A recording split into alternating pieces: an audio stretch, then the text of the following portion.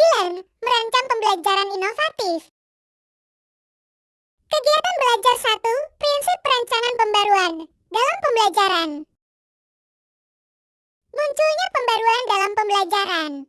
Kualitas pendidikan di Indonesia masih banyak dipersepsikan berkualitas rendah seiring dengan munculnya banyak permasalahan dalam dunia pendidikan. Salah satu aspek permasalahan yang penting untuk diperhatikan adalah peran guru sebagai pendidik masih perlu menjadi fokus pengembangan agar pembelajaran di kelas dapat menjadi lebih baik. 1. Tujuan pembaharuan dalam pembelajaran. Peranan pendidikan dan iklim sosial manusia merupakan faktor dominan yang mempengaruhi kemampuan manusia mengatasi masalah kehidupannya sehari-hari. 2. Teori-teori tentang pembaharuan dalam pembelajaran.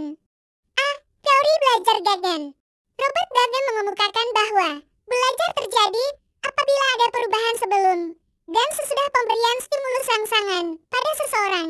Komponen-komponen dalam proses belajar menurut Gaggen dapat digambarkan as stimulus and response. B.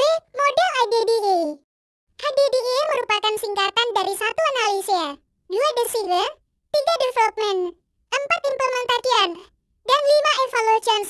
Model IDDE merupakan model perancangan pembelajaran yang generik yang menjadi dasar dari beragam model lainnya yang kemudian dikembangkan oleh berbagai ahli pengembang pembelajaran. C. Taxonomy Bloom. Taksonomi berasal dari 2 kata dalam bahasa Yunani, yaitu tasein yang berarti mengklasifikasi dan nomos yang berarti aturan. Jadi, taksonomi berarti aturan yang berkaitan dengan klasifikasi. Bloom mengemukakan 3 ranah dalam taksonominya, yaitu 1. Ranah kognitif yang berisi perilaku yang menekankan aspek intelektual, seperti pengetahuan dan keterampilan berpikir. 2. Ranah afektif yang mencakup perilaku terkait dengan emosi, misalnya perasaan lo nilai, minat, motivasi, dan sikap.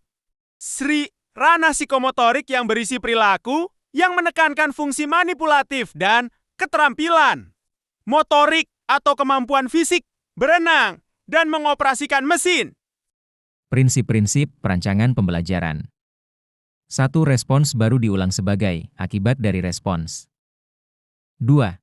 Perilaku siswa tidak hanya dikendalikan oleh akibat dari respons, tetapi juga dipengaruhi kondisi dan tanda-tanda yang terdapat dalam lingkungan siswa. 3. Perilaku ditimbulkan siswa berdasarkan tanda-tanda tertentu akan hilang atau berkurang jika tidak diperkuat dengan pemberian akibat yang menyenangkan. 4. Respons berdasarkan tanda-tanda tertentu akan ditransfer pada situasi lain yang mirip secara kontekstual. 5. Belajar merapatkan dan membedakan merupakan keterampilan dasar untuk kemampuan belajar yang lebih kompleks seperti pemecahan masalah. 6. Kesiapan siswa untuk berpartisipasi dalam proses belajar. 7. Kegiatan belajar yang dibagi menjadi langkah-langkah kecil disertai umpan balik. 8. Materi pembelajaran yang kompleks dapat dibagi menjadi penggalan yang kecil. 9. Keterampilan tingkat tinggi, HOTS. 10. Belajar cenderung menjadi cepat dan efisien, serta menyenangkan jika siswa diberi informasi tentang kemampuan yang telah dicapai selama proses belajar. 11. Perkembangan dan kecepatan belajar siswa yang bervariasi. 12. Dengan persiapan dan latihan.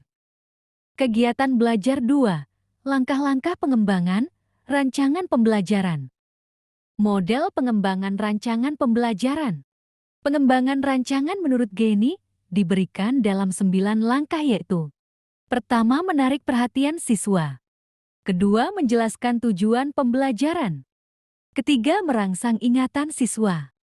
Keempat, menyajikan stimulus. Kelima, menyediakan pedoman atau petunjuk belajar. Keenam, memberikan kesempatan untuk latihan atau unjuk kerja. Ketujuh, memberikan umpan balik. Kedelapan, menilai hasil belajar. Kesembilan, mengembangkan pengetahuan dan kemahiran siswa.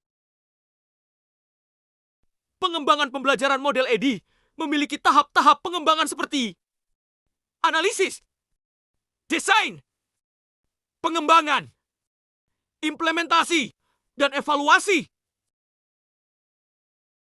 Pengembangan pembelajaran taksonomi Bloom menerapkan 5 tahapan yaitu: pertama, menentukan tujuan pembelajaran. Kedua, menentukan kompetensi pembelajaran yang ingin dicapai. Ketiga, menentukan ranah intelektual sesuai dengan kompetensi pembelajaran. Keempat, menggunakan kata kerja kunci yang sesuai untuk menjelaskan instruksi kedalaman materi, tujuan pembelajaran, kompetensi dasar, dan indikator pencapaian. Terdapat 5 komponen yang harus dipenuhi dalam perancangan pembelajaran yakni: pertama, tujuan pembelajaran. Tujuan pembelajaran menunjukkan kompetensi yang akan dicapai pada akhir pembelajaran. Kedua, isi ajaran. Isi pembelajaran menggambarkan pokok, bahasan topiknya, dan kedudukan topik bahasan dalam kesatuan pembelajaran. Ketiga, strategi pembelajaran. Strategi merupakan fungsi hasil pembelajaran, isi ajaran dan metode pembelajaran, media dan alat, serta waktu untuk pembelajaran. Keempat, implementasi pembelajaran, yakni bagaimana guru mengelola kelas untuk menjalankan proses pembelajaran. Dari implementasi ini terlihat peran guru, peran siswa, dan interaksi antara guru dan siswa. Kelima, evaluasi hasil belajar, bertujuan untuk mengetahui pencapaian tujuan pembelajaran atau kompetensi pembelajaran yang ditetapkan. Thanks for watching.